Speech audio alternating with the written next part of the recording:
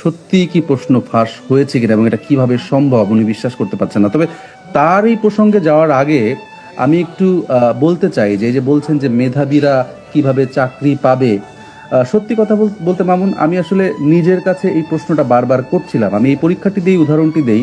516টি পদের পরীক্ষা। আমরা এখনো পর্যন্ত আহ, এই খোঁজটি পেয়েছি যে ঢাকা শহরের বিভিন্ন স্থানে, গোপন স্থানে পরীক্ষার অন্তত দুদিন আগে বুধবার থেকে বুথ তৈরি করে, সিক্রেট বুথ তৈরি করে সেখানে পরীক্ষার্থীদেরকে নিয়ে গিয়ে প্রশ্ন পড়িয়ে সেন্টারে পাঠিয়ে পরীক্ষাটি দেওয়ানো হয়েছে। এবং আমরা এই সংখ্যাটি পেয়েছি 3 শতাধিক। মানে আমরা এখনো নিরূপণ করতে পারিনি সংখ্যাটি কত।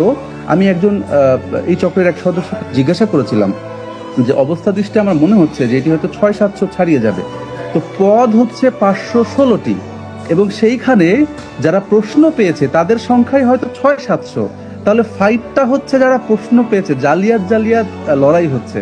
আপনি মেধাবীদের লড়াইয়ের জায়গাটা কই? আমি তো সেই জায়গায় খুঁজে পাচ্ছি না। আমি হাসছি, কিন্তু এটা বেদনার হাসি, কষ্টের হাসি। আমার যে সকল বেকার তরুণ তরুণীরা, ভাই বোনরা এই প্রোগ্রামটি দেখছেন, তাদের জন্য খারাপ লাগছে, কষ্ট হচ্ছে যে তারা আসলে কি ধরনের পরিস্থিতির মধ্যে দিয়ে যাচ্ছেন।